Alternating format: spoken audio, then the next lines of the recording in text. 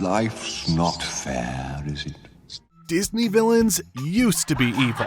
Witches, sorcerers, Used to be the most powerful sorcerer in the world! power-hungry uncles, Uncle Scar, when I'm king, what'll that make you? A monkey's uncle. but now they They trend, they walk red carpets. They once haunted our dreams. Now we idolize them. What happened? How did the villains we feared become the icons we adore? I'm just getting started, darling.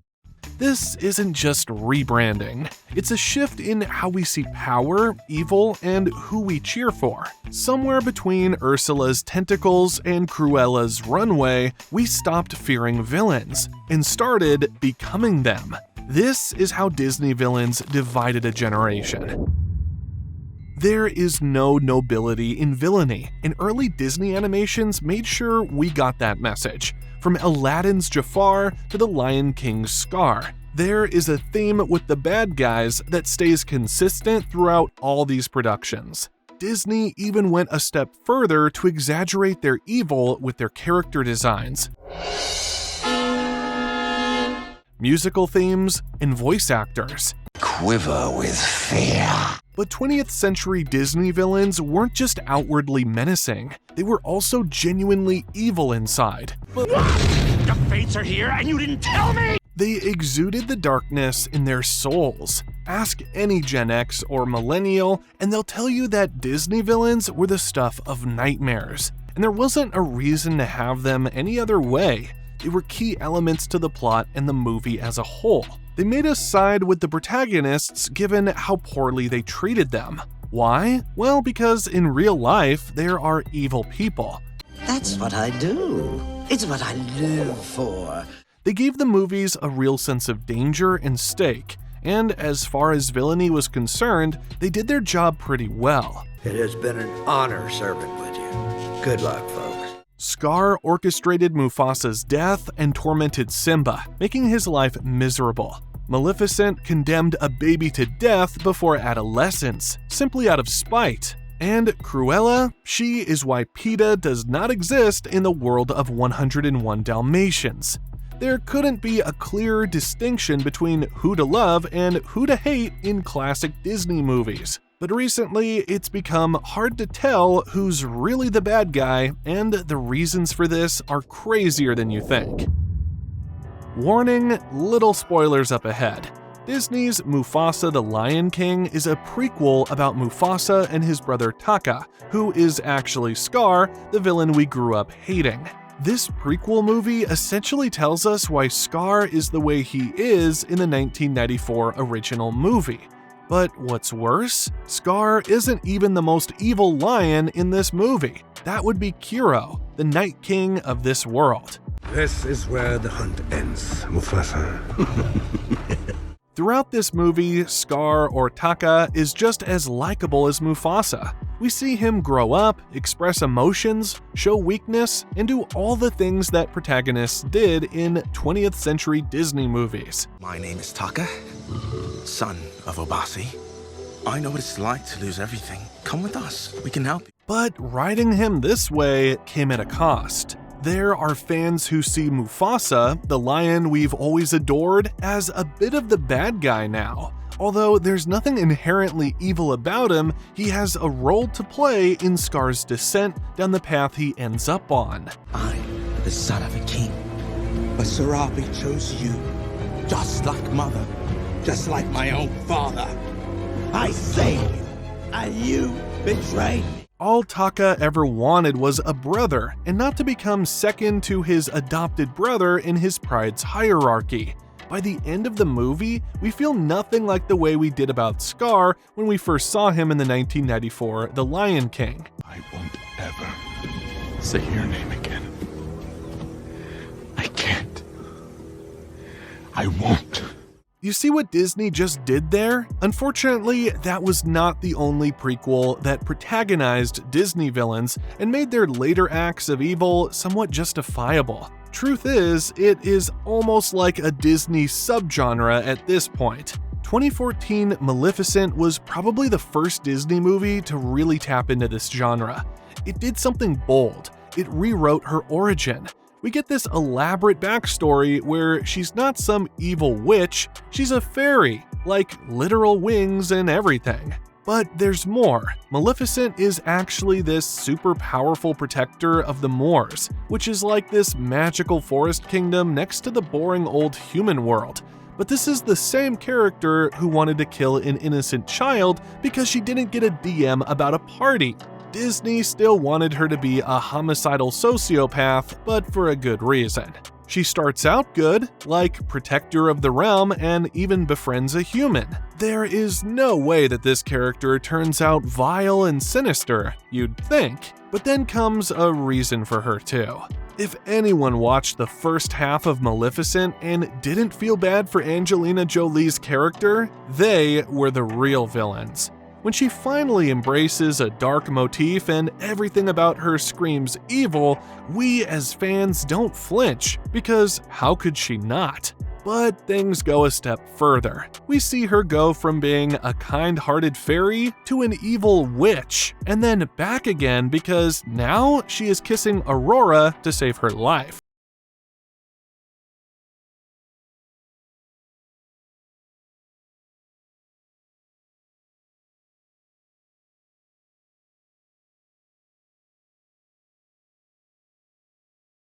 He's not a traditional villain, and the movie's plot is so focused on Maleficent that, in a way, she's both hero and villain at the same time, though less of the latter. 7 years after the success of Maleficent came the retelling of another classic Disney villain, Cruella.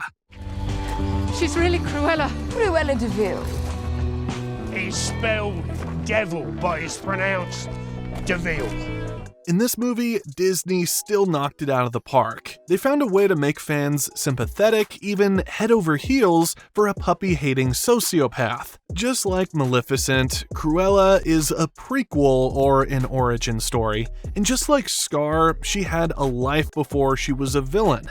She was a little girl named Estella. Giving these longtime evil characters new names as identities before they go bad just shows how far Disney will go to whitewash their villains. Indeed, in Cruella, they waste no time in making us feel sorry for her. Hi, my name's Estella. Look, a skunk's got loose in the building. Nice jacket. This is the type of treatment you expect from a protagonist who is gearing up to overcome her tribulations and try to be happy by the end of the film. She'd go to prison for throwing someone off a cliff. Wrong someone, but there's something about poetic justice that's just so poetic. Misfortune after misfortune, and we even get to see why she hates Dalmatians so much. It finally makes so much sense. I would hate any dog breed I witnessed taking the life of my parent. Once again, just like Scar, when they were apparently villainous, My nemesis is my real mother. And she killed my other mother. there were worse villains. As for Cruella, even when she was evil, the type of misfortune that drove her to villainy didn't stop. By the end of the movie, we have the fully baked version we dreaded all those decades ago when the original animation came out. Disney's message couldn't be any clearer. It's not the villain's fault, they're the way they are. Contrary to the classics, these are not inherently bad people, they are just misunderstood and need someone to show them love by giving them a chance. This is a message not just in live-action prequels, but in animated sequels as well. Take Toy Story 3 for example. Although it's hard to make a villain out of a purple teddy bear, the writers still did a good job. Lotso is deceptive. No owners means no heartbreak. Evil. Just push it! Push it! Push it! Where's your kid now, Sheriff? Manipulative. She don't love you no more. Now come on! Given how much we love the cowboy and space trooper duo, seeing Lotso try to kill them would make anybody hate him with their guts. But the one time we get to peer into Lotso's past, what do we see? But Lotso was special. They did everything together. You never seen a kid and a toy more in love. Something changed that day inside Lotso. Something snapped. She replaced us. We're given an excuse for why he's the way he is. In this day and age, it's not enough to just make villains jerks. They need to have a reason to do the things they do, as if some people are not just bad for the sake of being bad. As if some people are not just greedy or selfish just for the sake of it. I mean, take a look at Big Jack Horner from DreamWorks' Puss in Boots: The Last Wish. I never had much as a kid. Just loving parents, and stability in a mansion, and a thriving baked goods enterprise for me to inherit. Dude had everything as a kid, but still ended up a douchebag. That's how real life works, and DreamWorks understood this perfectly, something Disney does not. Anyway, Disney giving villains strong motives and humanizing them has ironically turned them into fan favorites. Suddenly, villains aren't so bad, and they're given the love that would otherwise be reserved for heroes and protagonists. To be fair, these villains have been out of character with their good deeds. Go away. Deep down, they are pretentious figures who are supposed to mirror the worst of humanity, but somehow they still win our hearts. Mid to late Gen Zers are not seeing the same villains that older generations grew up watching. They now feel pity for them and support the cause of characters that older generations grew up scared of and enjoying seeing their downfall. It's almost as if you can tell the age of someone simply by asking them their take on Cruella. If they think she's a monster, they're probably married or graduated from college over a decade ago. But if they think she's a victim and a woman fighting for her life, you're most likely talking to someone who's not of legal drinking age. But when did we as a society stop hating villains and start idolizing them? The signs were clear when villains stopped looking like villains. Yes, they still had dark-colored clothing and evil motifs in their cinematics. Most powerful in the universe, at last, second to no one. But they started to look more sexy than sinister. Remember Angelina Jolie? Or the attractive Emma Stone? What about this cute guy who played Jafar in the live-action remake of Aladdin? A decade and a half into the 21st century, the consensus about Disney villains is this: we love a good bad guy. The 2014 Maleficent crossed a total of $758.5 million. The only Disney projects that made more than that year were Marvel movies. If there couldn't be a better indicator that we are living in the age of villains, that was it. Many critics felt that making a villain a main character would have viewers livid and make them hate the IP, but the numbers didn't reflect that at all. 2021's Cruella had a Rotten Tomatoes score of 75% and was nominated for 2 Academy Awards, winning 1. Unlike Maleficent, it was more loosely connected to the source material, but it had the same trope. Give a backstory to an infamous Disney villain in the hopes of finding an audience to sympathize with her. And it worked. This proved one very daunting truth. People hate villains until they see why they're evil. But why has this become the case now? Why are the bad guys suddenly fan favorites because of a mere backstory?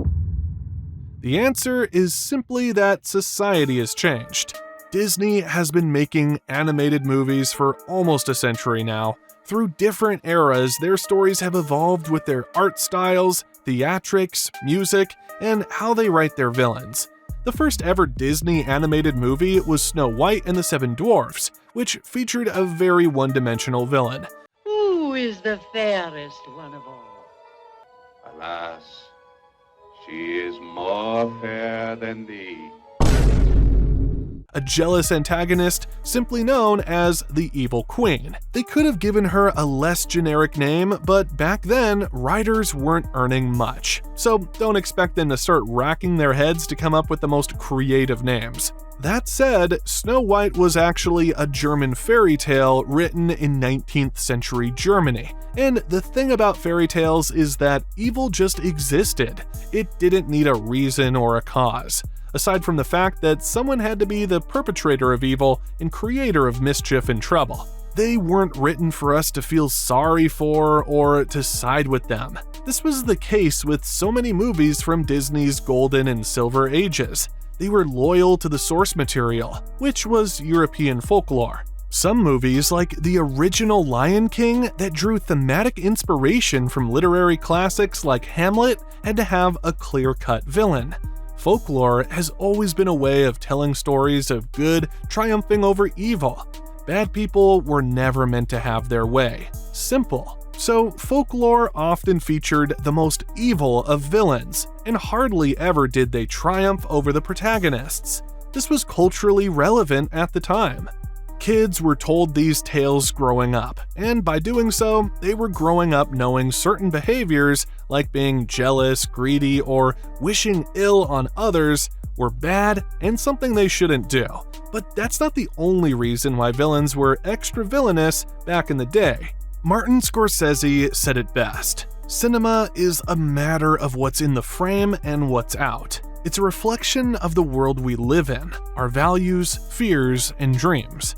Are they gone? They're gone. For most of humanity up until the late 20th century, morality was objective. Societies were mostly homogeneous and had mostly conservative views and beliefs. The stories told for entertainment reflected this. Evil was plain evil and very distinguishable.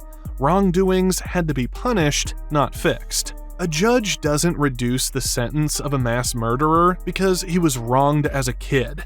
The murderer is simply hanged, game over, the end. Unfortunately, we don't live in a conservative world that views morality objectively anymore. This is a result of the changes in society. The world we live in today is more connected and culturally diverse than ever before. In places like New York and London, groups once considered minorities now make up large parts of the population. This shift happened quickly. Just 2 generations ago, segregation laws still existed, but today a new focus is emerging: inclusion. It's no longer just about accepting differences, but embracing them. I want to be like you. You're a very powerful woman. Everybody is seen as an equal member of society, no matter their religion, tax bracket, or background. Don't get me wrong, there's nothing wrong with this. However, the drawback is in how people use this inclusion in art and even in their day-to-day lives.